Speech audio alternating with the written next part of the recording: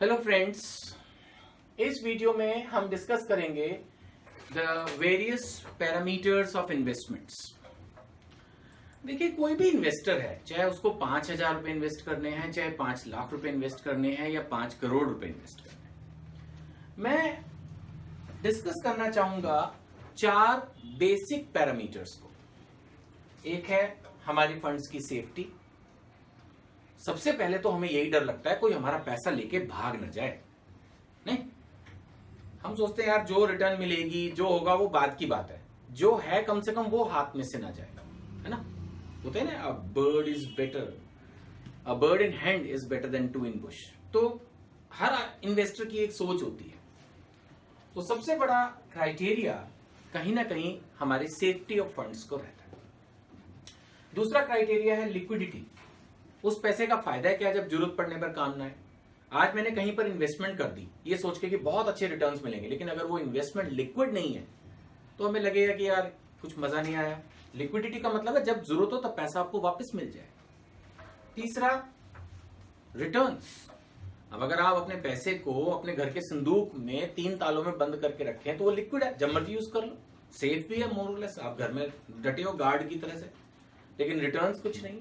तो यानी अगर आपको रिटर्न्स चाहिए तो उसको पैसे को या तो बिजनेस में लगाना पड़ेगा या फिर कहीं सिक्योरिटीज में, कहीं तो इन्वेस्ट करना पड़ेगा। और चौथा, ये भी रेलेवेंट होता ही है कि जो कमा भी लिया, अगर पता लगा वो टैक्स इफेक्टिव नहीं है, ज्यादातर पैसा तो टैक्स की फॉर्म में ही चला गया, तो भी क्या फायदा हुआ।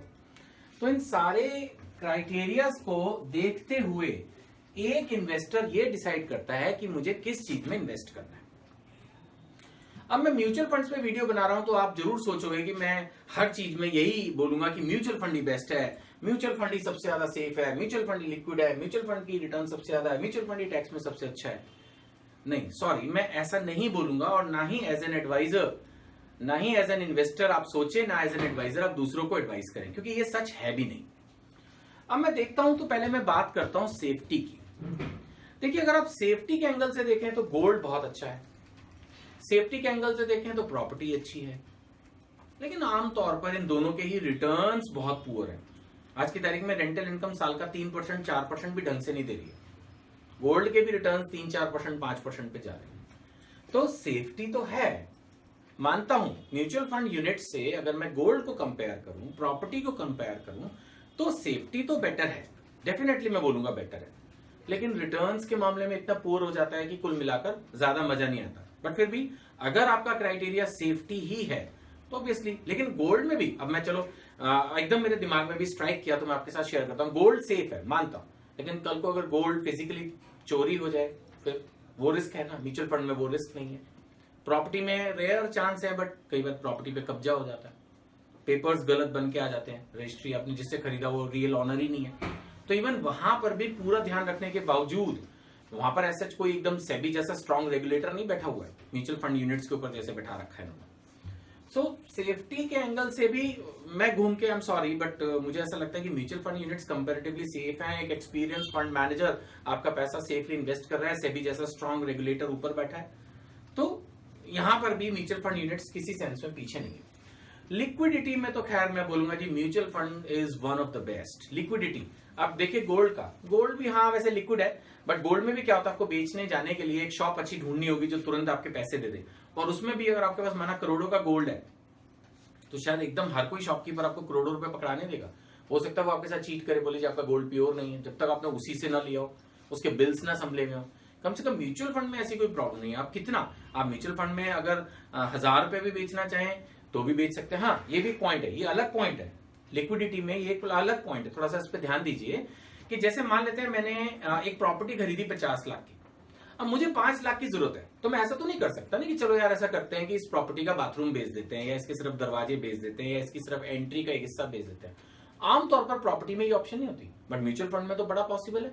आपने 50 लाख के म्यूचुअल फंड खरीदे, आप सिर्फ 500 रुपए के म्यूचुअल फंड बेच दो, 5000 के म्यूचुअल फंड बेच दो, 10,000 के म्यूचुअल फंड भी बेच लो, यानी एनी पार्ट आप सेल करके जितना जरूरत है उतना ही ले सकते हैं, और बाद में उसको चाहो तो री इन्वेस्ट करो, नहीं तो मत करो, आपका अपना पैसा है। सो लिक्विडिटी फ्रंट पर भी mutual funds one of the best है। गोल्ड में भी अगर आपने कॉइन खरीदा हुआ है तो आप ऐसा नहीं करोगे आप प्रैक्टिकली कि कॉइन को तोड़ के या उसका कुछ हिस्सा आप बेचो, थोड़ा सा डिफिकल्ट हो जाता है। म्यूचुअल फंड में लिक्विडिटी के एंगल से ये बहुत ही बढ़िया है। अब अगर हम बात करते हैं रिटर्न्स की, देखिए मैंने पहले कहा प्रॉपर्टी में, गोल्ड में और बाकी चीजों में, इवन अगर हम एनएससी पीपीएफ की भी बात करें, सेफ्टी एंगल से वो अच्छे हैं, बट उनकी भी रिटर्न्स ज्यादातर अगर आप देखेंगे, जबकि उसमें लिक्विडिटी तो है ही नहीं, पैसा फंस जाता है। एनएससी पीपीएफ में तो पीपीएफ में 15 साल के लिए ब्लॉकेज है, एनएससी में 5 से 7 साल के लिए पैसा ब्लॉक हो रहा है और तब भी 7-8% की रिटर्न दे रहे हैं। उसके मुकाबले में म्यूचुअल फंड्स में अगर हम देखें तो रिटर्न्स अच्छे हैं। इवन डेट स्कीम्स में जो कि फुल्ली लिक्विड है और डिविडेंड 100% टैक्स फ्री है, डेट स्कीम्स में जो कि as good as safe, almost as safe as FD है, उसमें भी 8% की रिटर्न है। जबकि अगर आप बैलेंस एडवांटेज फंड्स में जाएं तो 12 से 13% और बैलेंस फंड में जाएं तो 15 से 18% की आपको रिटर्न मिल रही है। उसमें आप मंथली डिविडेंड्स भी ले सकते हैं, एनएवी का ग्रोथ मॉडल भी चूज कर सकते हैं, आप लिक्विड भी हैं, सेबी रेगुलेटर, आप सेफ भी हैं और रिटर्न्स भी अच्छी हैं। और मजे की बात है, रिटर्न्स आर मोर और लेस टैक्स फ्री। डिविडेंड्स तो 100% टैक्स फ्री है और कल को अगर यूनिट्स में अप्रिसिएशन भी होता है तो सिर्फ 10% ग्रॉस रेट है और इफेक्टिव रेट, क्योंकि छोटी वीडियोस है तो मैं समझा नहीं सकता, अदरवाइज इफेक्टिव रेट तो मुश्किल से 5-6% ही पड़ता है। अब हम टैक्सेशन पर आ ही गए, उसी के बारे में मैं बात भी कर रहा था। टैक्सेशन के एंगल से आप देखिए कि जो म्यूचुअल फंड में डिविडेंड है, चाहे वो आप मंथली लें, चाहे आप क्वार्टरली लें, चाहे आप एनुअल लें, वो 100% टैक्स फ्री है। कुछ डिविडेंड डिस्ट्रीब्यूशन टैक्स जरूर लगता है म्यूचुअल फंड्स पे, लेकिन इन्वेस्टर के पास जो पैसा आता है वो 100% टैक्स फ्री है और उसमें कोई लिमिट नहीं है। आज की तारीख में जो लॉ है उसके हिसाब से शेयर्स में आप इन्वेस्ट कर रहे हैं तो उसका डिविडेंड 10 लाख के बाद 10% पे टैक्सेबल हो जाता है, लेकिन म्यूचुअल फंड्स में ये कितना भी अमाउंट हो, आपका सारा का सारा पैसा जो आपको डिविडेंड्स की फॉर्म में मिल रहा है वो टैक्स फ्री है। और जैसे मैंने कहा, यूनिट्स को बेचने पर भी 12 महीने के बाद ही सिर्फ 10% नॉमिनल टैक्स है, वो भी तब जबकि आपकी इनकम 1 लाख से ऊपर हो। यानी कि अगर आप एक स्मॉल इन्वेस्टर है, 5-1 लाख रुपए तक इन्वेस्ट कर रहे हैं तो फिर वो टैक्स भी नहीं होगा, क्योंकि आपकी साल भर की एनुअल रिटर्न्स अगर 15-18% भी चली जाती है अच्छी रिटर्न, तब भी आप 80,000-90,000 तक जाते हैं, जो कि विद इन 1 लाख रुपीज के स्लैब में आप टैक्स फ्री रहते हैं।